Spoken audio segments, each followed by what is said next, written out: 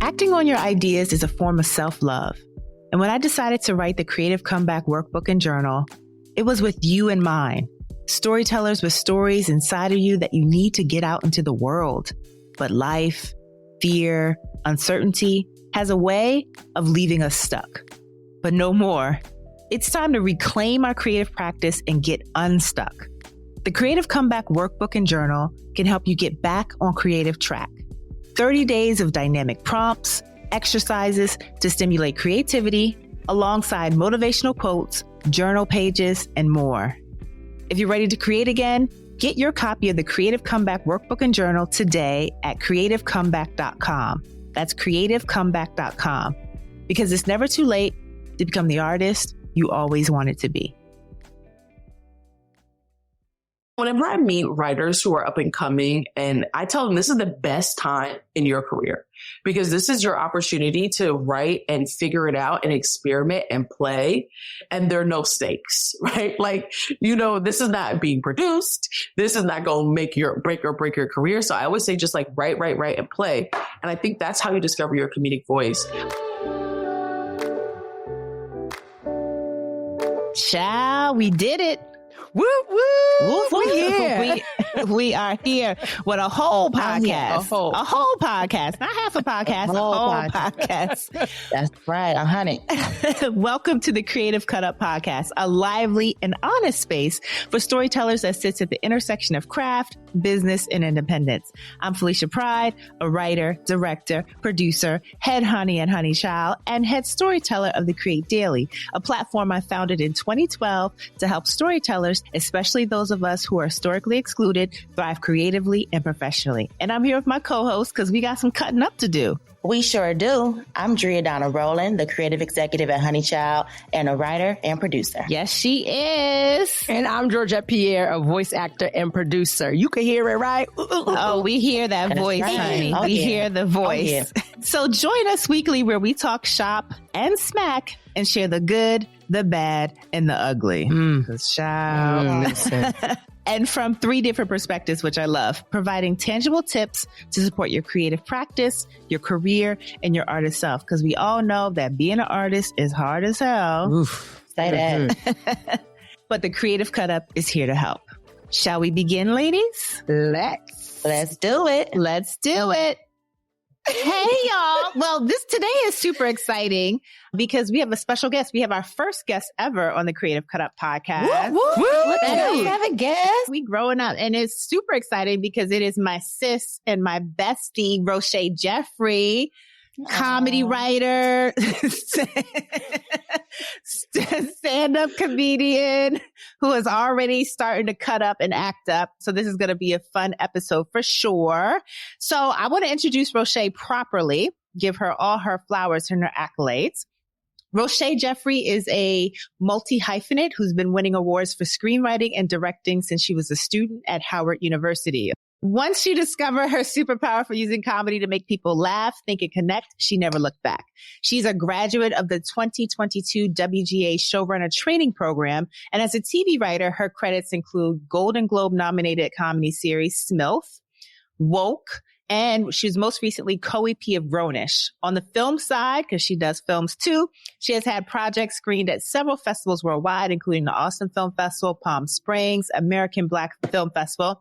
And as a skilled storyteller across platforms, which we love, right? She also co-created, co-wrote, and directed. I'm going to say that again. Co-created, co-wrote, and directed Yes, We Cannabis, the newly released narrative podcast series for Audible starring Sam Richardson, Method Man, and Richard Kind, which recently won this year's NAACP Image Award for Best Scripted Series. Give it up. I love that. Yes. Rochée. Yes. Say that. Rochée hails from Jamaica, will not let you forget it. And she lives in Los Angeles. And as a performer, you can find her on stand-up comedy stages around town. We want to welcome Rochée to the Creative Cut Up podcast. Hey, thank you for having me. Well, yes. Thanks for coming through. We usually start with a little kiki time, Rochée. And I just want to kind of share that Rochée and I have this ritual, church, I'll call it. Every Sunday we go hiking. We go hiking, and this is our opportunity to fellowship. Where y'all be at? We can't tell you where we be at. Know where you know. Just know it ain't It ain't running. Runyon. It ain't Runyon. That's all you need to know. It's not Runyon. And how many years have we been doing this? I feel like 5-6 years. And I feel like we could probably count on our hands how many times we missed it. Probably less than 10 over the 5 or 10 years. It's probably one of the longest consistent relationships. It's true. But during this time, we get to fellowship, but also like support each other. We vent about the business. We talk a lot of shit about the business. We spill tea, but we also talk about our dreams and ambitions. And over the past, I don't know, what do you want to say, Rochée? Year or so, you have gone full force with stand-up comedy, which is wild to think about because you are one of the funniest people I ever know. People just assume that you're a stand-up comedian, I'm sure. I know I did. So I want to kind of get into this episode, which is about comedy writing. And we'll get to the writing piece of it, but just the idea of what does it mean to be funny? And then also like this new foray into stand-up and how that has been connected to your TV writing career. Absolutely. I mean, it's funny you asked that because I started off as a drama writer. And for years, people were confused. People were like, why? Why are you doing that? And I was scared. And why was that? I think I love drama, to be honest. Like, I love like all kinds of drama. My particular genre of drama within the drama space is like white mess. I love a Caucasian mess. I love Succession. Big Little Lies. It's like white people acting. It's my favorite thing. Especially when they leave us out of it. They leave us out of it. We're nowhere to be seen. I love it. This has nothing to do with you. We don't need to be in it. Just let them be messy together. I love it. But I'm a silly goose. And so what ended up happening was like, people kept saying comedy. And I said, no. And then eventually I kind of had this moment where I was like, hey, I'm tired of writing these 50-page scripts.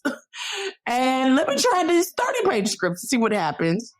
And it just started to feel like it was more natural to me. And then I transitioned. And I think like, that's kind of been my journey with comedy, period. It's always been people being like, you should do it. And I'm like, no. And the same thing happened with stand-up.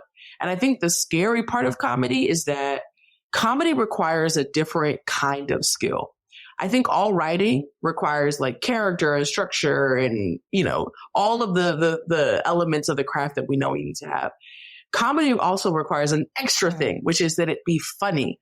So there's a certain burden that comes with all of that. Sometimes it don't be funny, but yes, that's on the list. Exactly. So it's scary.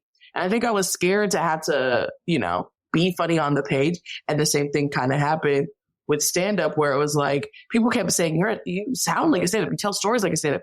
My timing was like a stand-up. And I was like, no, I'm not doing that. That's scary. And then over time, I realized, hey, this could be an interesting thing for me to do to complement what I'm already doing as a writer. People always tell people who they find funny that they should write comedy or they should be stand-up. But that's not the only skill you have. Just because you're a funny person doesn't mean it translates. So was that part of your intimidation? And what other pieces did you find that you actually needed? I mean, 100%. It's an actual art form. Stand-up. That's why I hate when people disrespect things like what we do, like as a writer, as a performer. Like it actually takes a lot of skill to be a good stand-up. And I was afraid that I didn't have the skill. And even what I'm doing with stand-up now, I'm 10 times better now, right? It takes time and you continue to grow and develop it. And it's not something that you could just naturally just do. But I think if you're funny, that's a good starting point. But you still have to learn the craft. So for you doing stand-up, I'm wondering how the two fed each other, right? So you decided to go from drama to comedy and then comedy to actual stand-up. And I have a girlfriend that's a stand-up comedian, and that is a journey of a career itself, right? Like you're going through different comedy clubs, small comedy clubs, big comedy clubs. You're trying to get in where you fit in. Curious on how you starting on the writing side fed the skill sets that really helped you hone your skills in stand-up. One thing that's funny is that people consistently have been telling me when they see me perform that it's clear that I'm a writer. Because I have a clear through line in my sets. I'm not just like telling jokes. I have like a clear kind of thesis and approach to telling jokes. And I think that's part of the reason why I've moved relatively quickly, is because I come from a background as a writer. And so I have been able to apply that definitely to like what I do. And I also really appreciate the journey in a lot of ways. Like, I think that it's what I want to do with stand-up is not necessarily what everyone wants to do with stand-up, right? I look at stand-up as a lubricant for, it's a KY, if you will. Oh my God. So it's KY. It's like, I wanted to lubricate the other things in my career that I want to do. I don't see myself being somebody who's like, I'm touring the nation. I think that's not for me. I like my home. I like my partner. You know what I mean? So it would be hard for me to like see a world where I'm like touring all the time. But if I could use stand up as a way to gain attention for the projects that I want to do, and potentially like, yeah, I would love to have a comedy special or something like that. But I have a very particular journey that I want to go on that's a little different than the standard stand-up journey. I want to talk about like building a comedy career in a couple of minutes, but I want to dive into the writing piece of it because you said you started out as a drama writer. So I would love to talk a little bit about the differences between drama TV writing rooms and comedy TV writing rooms, because we're also excited because Rochée will be teaching a class for the Create Daily Lab all about comedy television writing. And I myself have never been in a comedy room. So I would love to hear, Rochée, what are some of the differences you've seen between drama rooms and comedy rooms, and the differences between drama writing and comedy writing? You kind of talked a little bit about the jokes part of it, but I'm curious about other things you've noticed. Okay, so I'll say first in terms of the rooms, I think they could not be more different. I think drama rooms are actually a little bit more stable, even when they have their own drama, if you will, and characters and chaos. Comedy folks, and I'm going to be real, I'm just going to keep it real. Comedy people are crazy. And I think there's a lot of angst and like a lot of darkness with comedy. And the difference is, right, when you're in a drama room, you're kind of pitching ideas, you're trying to find a solution. Sometimes in comedy, you're doing that. Sometimes you're trying to beat each other. You're essentially trying to beat each other in terms of jokes. And so it can be more competitive in that way because, you know, you pitch a joke, you get shut down, and you don't really experience it in drama rooms, right? Like sometimes you'll pitch something that's not great and it's like, okay, that was a weird pitch. But in comedy, it's like, here's a line. Now everybody go around and try to beat this joke. And then you have mean personalities who are like, that was stupid. It's the worst joke I've ever heard, or dead silence in the room. So there's a level of vulnerability that comedy rooms require that I don't necessarily think that you have the same level of vulnerability that you like need to navigate every day in a drama room. And in terms of writing it, I think that the best comedy is written like a drama, but just has jokes, meaning that like it has all of the same elements, but I think you have to find the comedy. The difference is that comedy is the most kind of nebulous term in the world. What does comedy mean? So it's figuring out like how this particular show, how you structure jokes, how you structure your comedy, how you approach comedy, right? Some shows are more kind of situational. Some are more just like, if you watch anything written by Tina Fey, it is 50 jokes a page, right? That is her style. It's just jokes, jokes, jokes, clever, clever, clever. And you had to try to catch up with some of these jokes. I was watching Girl 5 Eva and I was like, oh my God, there's 400 jokes in a minute of the show, but that's not every show, right? So what is your style, and making sure that that's consistent, and also being able to like measure it. That's the tricky part, right? Is it funny? Like a group of 7, 10 people in a room in LA are writing stuff and it's like, we don't even know when it gets shot. Will the actors be able to, to translate it? Will the director be able to translate it? And will the audience be able to receive it as funny? That's another layer, another burden that you don't necessarily have, in the writing drama.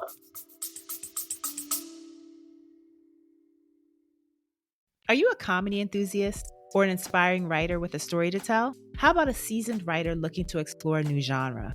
Then our Crafting Comedy Writing for TV class is for you. Taught by award-winning writer, producer, and stand-up comedian Rochée Jeffrey. Rochée is a multi-hyphenate with credits that include Golden Globe-nominated comedy series Smilf, Woke, Grownish, and a recent NAACP award-winning narrative podcast, Yes, We Cannabis, on Audible. In this multi-week television writing course, she'll teach you how to develop compelling narratives, engaging characters, turn your initial concept into a polished outline, develop and hone your comedic voice, while also delving into the intricacies of comedy writing. Bring your comedic vision to life with a seasoned, award-winning writer and stand-up comedian in this multi-week comedy writing class. And when you join the We Create Daily community, powered by Patreon, you'll get 10% off the course for a limited time. So sign up for this amazing course today at thecreatedaily.com. That's thecreatedaily.com.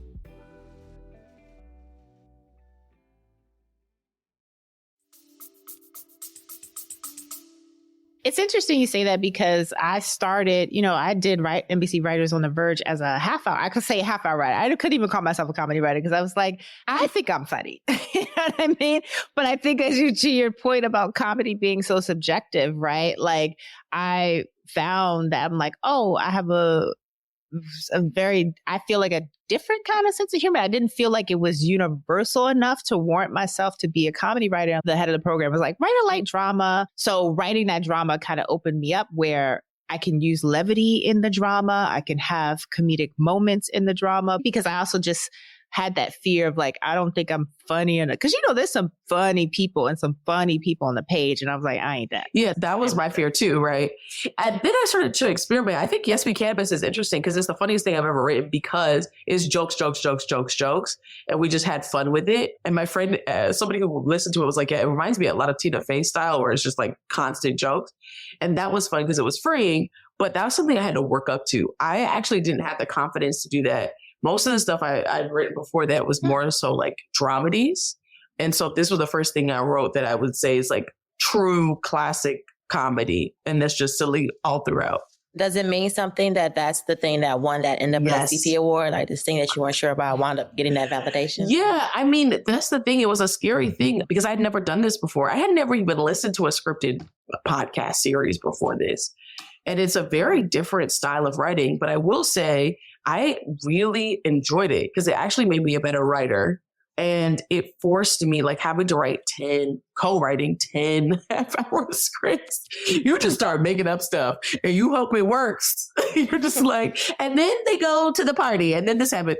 But like it ended up working and it stretched me in a good way. And so it was very validating to see like, oh yeah, our sense of humor translated. And that's luckily a lot of the reviews. That's what we get from people is like, it's really funny. And so when you're a comedy writer working for other people, so much of your voice is lost. Like you don't actually, very rarely do you have your jokes like just on the page. Like there's so much zhuzhing and changing and you had to filter it through like the showrunner's comedic voice. So this was George and I's like, this was my co-creator and I, this was our voice, and so that was exciting.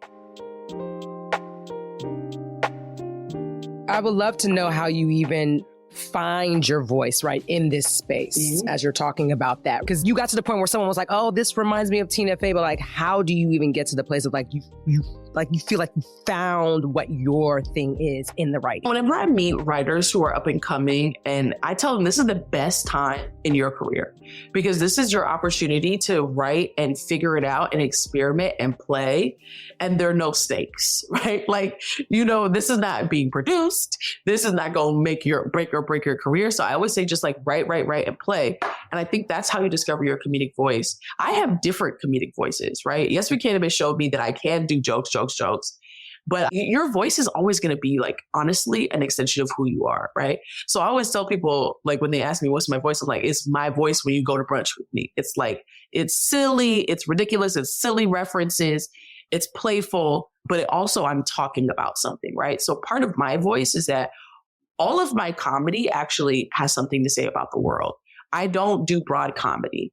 Everything I do, like Yes, We Cannabis on the surface is about the cannabis industry and these friends, but it's also about like one of the characters was in jail for selling weed in Florida. And, George, the character recruits her to be a part of this cannabis business because he wants to like help rehabilitate her. You know what I mean? So it's like, yes, it's funny, but I also want to be saying something about the world. So I think to me, developing your voice is really about interrogating like who you are and what do you want to say, right? And having a clear understanding of that will help you to develop your voice. That is a great question. And I want to expand on it just a little bit from the development side. Let's say you're trying to be a comedy writer for a show like The Daily Show, which is a show that I staff for. So you need to write for The Daily Show's voice, to your point, Rochée, about speaking to your showrunner's voice. But you also still have to have something to say and put your personality in it and show why you should be, even though you're speaking through somebody's voice, why you're the person who should be here doing that. And that's a really hard line to walk. I don't envy comedy writers for that reason, because you have to, like you said, you have to prove that you can write in this particular style, and there's different styles of comedy, but you also still have to find a way to let your voice shine through. And I can't imagine that that's easy at all. It's a very tricky thing to do, but I think all writers, right, drama or comedy, a huge part of our job is understanding what our boss wants. So I know, like, when I would punch up, like I worked on an animated show, and all I did was punch up because it was during the pandemic. And so she would just send off a script, and she was like, all the comedy writers, you send in your alts for all of this dialogue. And I would send in my alts the way I would do it, right? And I think it's fun. And I still do to this day. But she, based on her feedback, I would get a sense of, she doesn't like these kinds of jokes. And you can figure that out. You can, showrunners have a style. Like, some don't like a lot of references. Some don't like puns, whatever it is, like, you figure it out.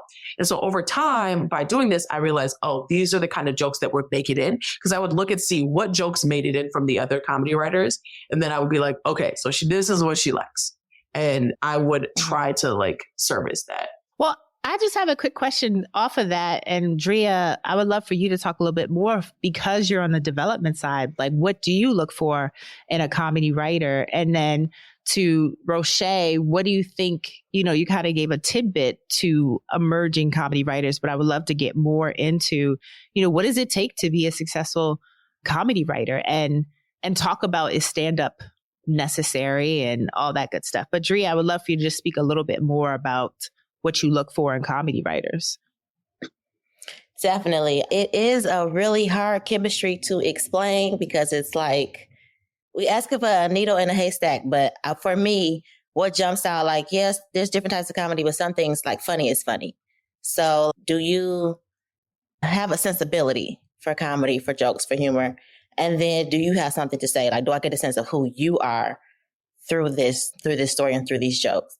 And then do I feel like you can nail what we're going for? So, one of the projects that I was going to be working on is like a workaholics movie. Do I think you can write to that style? No matter what your background is or what your voice is, do I think you can fit? So some of it is conformity, and some of it is, even with the conformity, I still need to see something unique and sparkling about you, and something that makes me want to read more about you. Yeah, that's so funny you said that, because I feel like it's stand-up. I've been doing these auditions for Netflix, and I auditioned for Just for Laughs before it went away. But one of the things I noticed when I watched the people who got the Netflix introducing last year and JFL showcases is all of them, when they're done with their 7-minute set, exactly who they are. It's very specific. And I think that is something, as comedy writers, you want to leave yourself on the page that people go, this person is going to bring this kind of point of view to the room. And we'll need this in terms of creating the perfect recipe for success in terms of casting this room. Like, I have a woman that I worked with before who assisted me at one point. She is the crazy, most irreverent, spec pilot I've ever read. It's a plantation sitcom. And all the servers, you're like, what? But it's actually, first of all, exactly. You're like, what? A plantation sitcom. What? But she's a Black woman, and it's actually brilliant. And when I read it, I was like, and everybody I've sent it to, whenever they're looking to staff, a staff writer, they're like, what in the world? This is incredible. And she staffed, got reps off of it. And because I know her voice is so clear at this, and her worldview is so clear, that I didn't even read, honestly, the first time I read 5 pages and I was blown away. And other people said the same thing. And I think that's what you have to do with comedy, is be clear about who you are. So when people are done, they get it. Well, here's the thing. Worldview and who you are. A lot of people don't know who they are. What are ways to get to know yourself in a way that, one, you can package it in a 7-minute stand-up, but also in a 30-page script, and ways to be able to be vulnerable? Because it sounds like you have to know who you are, and a lot of folks don't know who they are. So how do you get there? My first response was shady. At first I was like, if you don't know who you are, then you'll never know. Make it in the business. But then I was like, Rochée, take it back. Because I do remember in my 20s, I used to think I was not interesting. I would be like, I'm not interesting. And meanwhile, I'm like, I have so much trauma. And I think one of the ways that you can honestly figure out who you are is like, honestly, think about like your trauma. Like your trauma is really a huge part of who you are. And sometimes you're ignoring that because it's our way of protecting ourselves. So in that vulnerability, being honest about like, yeah, these are the things like, I talk about in my stand-up, my parents are conservatives, my parents are conservative immigrants. Like I look like this, I have no hair and I wear sneakers everywhere. You know what I mean? How do I can speak. Those are the things that make me interesting. And I think like some people aren't interesting. Let's just be honest. There's some people, no matter what they do, they could do all the therapy. They could do all the therapy and excavation and they don't got no trauma and they're boring. But most of us do have something, right? And it's just about being honest with ourselves about that. And I think sometimes, honestly, sitting down, like I'm trying to build to a 30-minute set that I'm doing on August 10th, promo. And one of the things I have to do is sit down and journal about like, who am I? Like, what are my trauma points? What are the crazy things that have happened to me? And that I think is how you kind of get a sense of like, okay, that. And then the second thing is like, what do you believe? The other thing about comedy, I think the comedy that is working and breaking through, right, like with younger or up and coming comedians is either one, they have a very specific background, but two, they also have a worldview that's very clear and their jokes, whether they're a writer or performer, speaks to how they see the world and they're seeing the world in a way that's so specific that it makes you, the audience, go, I never thought about it like that. And so I think it's both like kind of going through and figuring out your personal biography, but also like, what do you believe? And like speaking to that. Rochée, that's so important. I think a lot of creators of color underestimate their biography and they don't think they're interesting. And like other people don't have that default. They just assume they're interesting and you want to hear what they have to say. So carry some of that with you, but also just where you're from. Where you went to school, like those things make you interesting, right? I'm from Detroit. Other people are from Florida. You went to school in DC. Like the people who are reading your work are from LA and New York. So they have a very one-dimensional point of view. So even just think about like, where am I from and what's unique to this world that I can infuse and show people about, to give them a glimpse of my world, I think that's really important because I think across the board, and we talk a lot about the work being flat, right? And a lot of times the work is flat because we're not going deep enough, right? We're not being vulnerable enough, or we're not going deep enough in our personal biography, which I love. We don't have a clear worldview or perspective or point of view because partly we ain't go deep enough, right? Or we're sort of avoiding how we see the world because we feel like we need to see it like everybody else does in order to advance, or like life experience. I think then we're just holed up trying to get put on or be put on, and we're not experiencing life, and then we have nothing to talk about.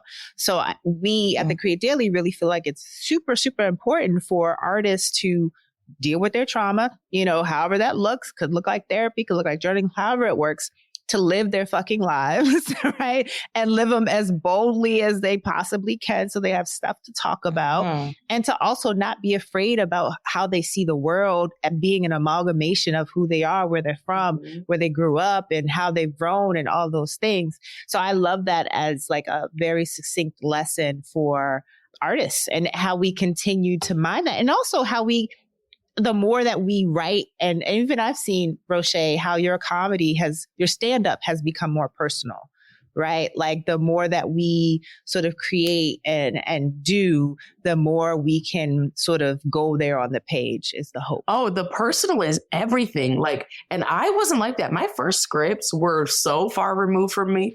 My first script that did anything, like, I think, Issa Rae optioned it and was going to make it independently. That thing was about a group of Latino smugglers in San Diego. Okay. It was about coyotes. It was... First of all, I've never known this. That's why I'm dying right now. I did not know this. Girl, what? It's called Welcome to America. And it was this 1 hour drama that I wrote when she was doing color creative, but the different version of it where she was making independent pilots. And I submitted it, and I was one of the people selected. And on some level, I'm like, I'm glad it never got made because this was before I knew myself as a writer. And when I did Project Evolve, I did Film Independent and I had to make a short. That short kind of broke me through in a lot of ways. One, it helped, I think, my career in a lot of ways, but also helped me to understand, oh, yes, my true strength here is what I speak to my personal experience. And it was about a girl who was gender nonconforming, but had a crush on a boy. And she was trying to figure out what to wear to prom. And that was like, it's called Suitable. It's on Short of the Week if you want to watch it. But I wrote that and it was so personal and it spoke to something that made more sense. And also, I think in this business, when people can look at your work and then look at you and they can see the connective tissue, you are going to move a lot faster because it makes sense to them. They're like, we get it. Just like I think like with the directors, your first film should most likely be something kind of personal because then you can really talk about it in a real way as opposed to like, yeah, my friend asked me to direct this. It's like, girl, what? You know what I mean? So I think there's power in that for sure. That's great advice. Yeah. Speaking of advice, so, we have this class that you will be teaching comedy writing for television. Yeah. What would you say to those who are emerging right now about how should they get ready for a career in writing comedy? Do they need to be a stand-up? Because clearly you did not start out as a stand-up. So let's talk a little bit about that. But what do you think that they need to break through? Now, if you had asked me this question before kind of the rise of AI and the strike, my answer would have been different. I think I would have just said, yeah, just write comedy and network. And I do think it's essential to network with comedy performers. That's something I wish I had done earlier. My biggest mistake, I think, in building my network was I did not really spend as much time in the stand-up world, in the improv world, getting to know people because those are the people who are going to have shows.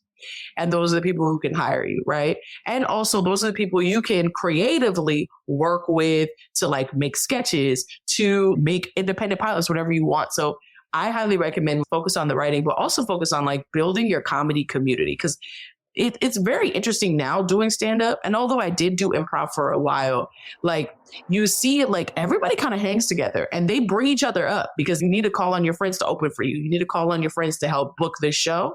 So I think that's also important. And the reason why I say my answer has changed after kind of what we've seen with AI and the strike is that I think the people who will survive all of this change are going to be people who are multi-hyphenates. I think people who have multiple streams of talent and who can perform because I think acting is also in a weird place, but stand-up is something that I think can survive whatever. Because I don't think people are going to try to go to AI stand-up clubs, right? But stand-up will still exist. People still want to have a live experience. Improv will still exist because people want to have that experience. So I think it's to look at your writing career as more of a comprehensive thing and not just like, oh, I want to write a half-hour comedy. I don't know what that looks like, but I do know that if you want a comedy career, there are a lot of different things that you could do. Can you talk a little bit about improv? Because you were in an improv group. And how improv helped your television writing career? I think improv is like essential. If anything, I would recommend like 101 is improv, 102 is like stand up, right? Like I think improv is foundational because the very concept of improv is like how you improvise is literally how you write the best comedy, right? You take a scenario and then you mine it for all of the comedic possibilities that could exist within it, right? And that helps you to become a better writer because that's what you do on the page. You find some scenario and then you find like, what are the funny, crazy, zany things that happen at the airport, right? And then you build that out, right? If that's the scene, you do the same thing on the stage with improv. Somebody says the scene that is in the airport and part of your training is like, what are the funny things that happen in the airport, right? And you build out a whole scene and you're writing live.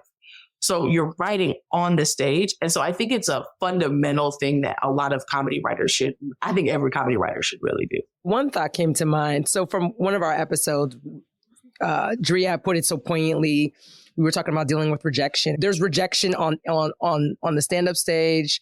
There's rejection in writing. How do you phoenix yourself? And those are Dria's words, which I love. Because we've heard from even Felicia's own experiences, like writing this business is fucking tough. And so curious on what your journey has been phoenixing yourself through the rejection, through the business, through the challenges. You're right. It's not an easy business. It's very tough. And I personally believe that half of what you have to do to survive this is about your spiritual kind of journey and like strengthening yourself as a human being, emotionally, spiritually, psychologically, because you're going to go through it. I don't care who you are. I don't care how high you are right now. There's going to be a point where you will go through it. And even Oprah goes through it. Okay. She's turned off her comments on Instagram. Like everybody goes through it. You know what I'm saying? I think that's something that I think a lot of people focus on the craft and the business, and they spend very little time doing the spiritual work, because rejection is it's every single day, like constantly. And it also realizing that it's not real, right? There are things you can learn from the rejection, but the rejection doesn't necessarily define you. And being able to do that, like separate that and recognize that, is about like that spiritual journey and that work. Amen. Love it. Well, this has been so fantastic. And I actually learned things about you, Rochée, about your first pilot, and just being able to talk about your craft and your career is always a gift. So we are so thankful for you to join us on the Creative Cut Up podcast. And also, we're so excited that you will be teaching a comedy writing class for the Create Daily Lab. And information about that will be in the show notes. But you can also always find our classes, including Rochée's class, at thecreatedaily.com.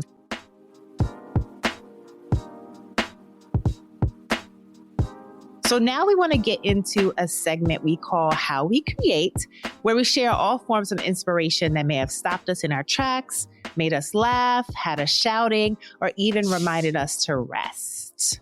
Who wants to kick it off? Georgette.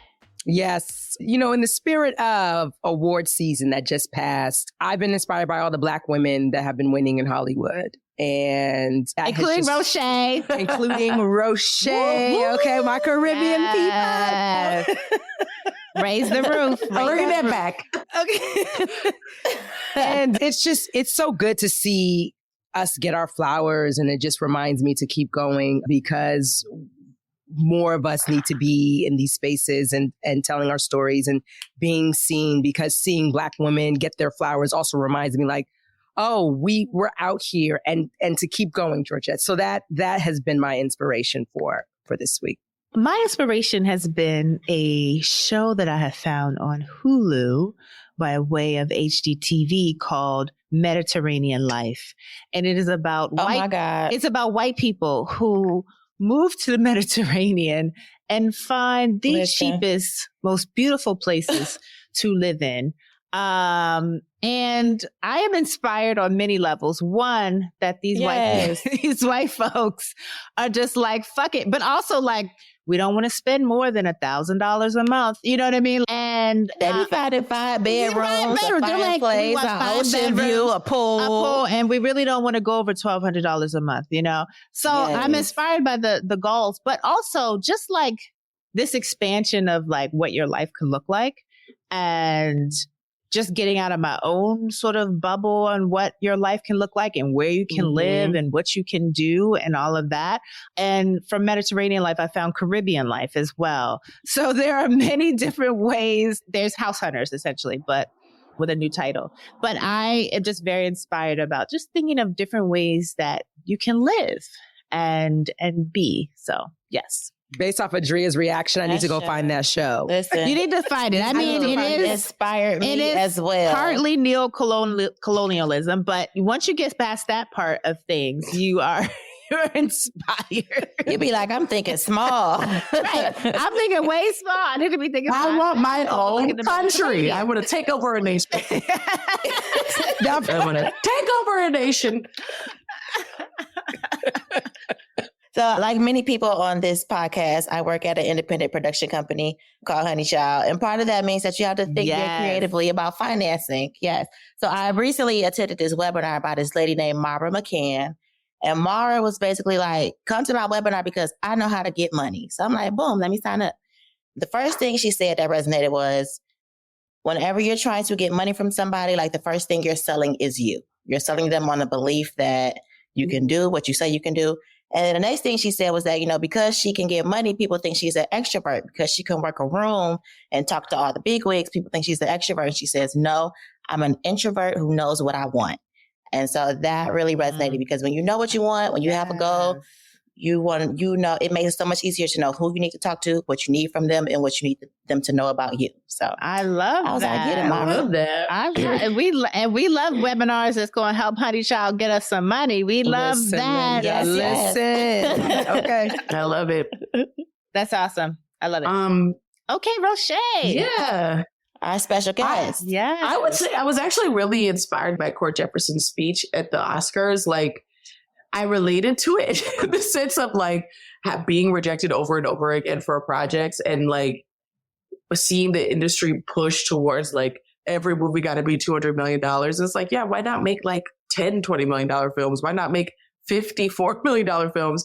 And yeah, it made me feel like as much as you go through in terms of people saying no, that there's a possibility that one day a white person will say yes.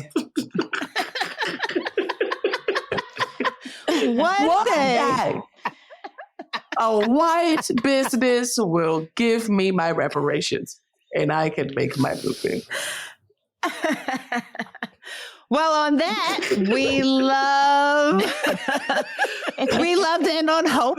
You know, we're ending on a hopeful moment. And we want to thank our first ever guest. You've made history today, Rochée. Yes, Rochée. Hey. Such a pleasure. Turn up. Ever guest of the Creative Cut Up podcast. We thank you. We're so excited. Tell us, Rochée, where the folks can find you. Yes. So Yes, We Cannabis is available on Audible. You can get a free trial. If you don't want to pay for the whole thing, just get the free trial and listen to the 10 episode. Incredible cast, as she said earlier. Method Man, Lexi Kermit, Tashina Arnold, Chloe Feynman, everybody's in it. Everybody and their cousin. Please listen. And then find me at Instagram, Rochée Jeffrey. My name is French, so it's ROCHEE Jeffrey. And yeah, see me around these comedy stages. I'm still performing stand up. And again, August 10th, look for my comedy, my half hour that I'm shooting. And yeah, that's it. We love it. Thank you. And thank y'all for listening to another edition of the Creative Cut Up Podcast. Thanks for listening to the Creative Cut Up Podcast, a lively and honest space for storytellers that sits at the intersection of craft, business, and independence. Listen to us on Apple, Spotify, YouTube, Amazon, or wherever you get your podcasts. If you dig it, subscribe, rate, review, and please tell a friend. If you need help getting back into your creative practice, check out the Creative Comeback Workbook and Journal. You can also join our newsletter and our We Create Daily community, both of which provide even more resources and opportunities to thrive creatively at thecreatedaily.com. And lastly, follow us on Instagram, TikTok, and LinkedIn at The Create Daily.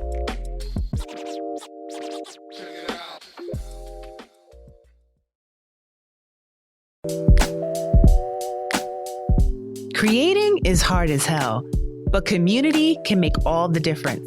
Join We Create Daily, our community of storytellers of all kinds who, like you, are looking to advance their craft, careers, and creativity. Join our membership community today at thecreatedaily.com. That's thecreatedaily.com. And make your creative journey a little easier alongside like-minded storytellers just like you.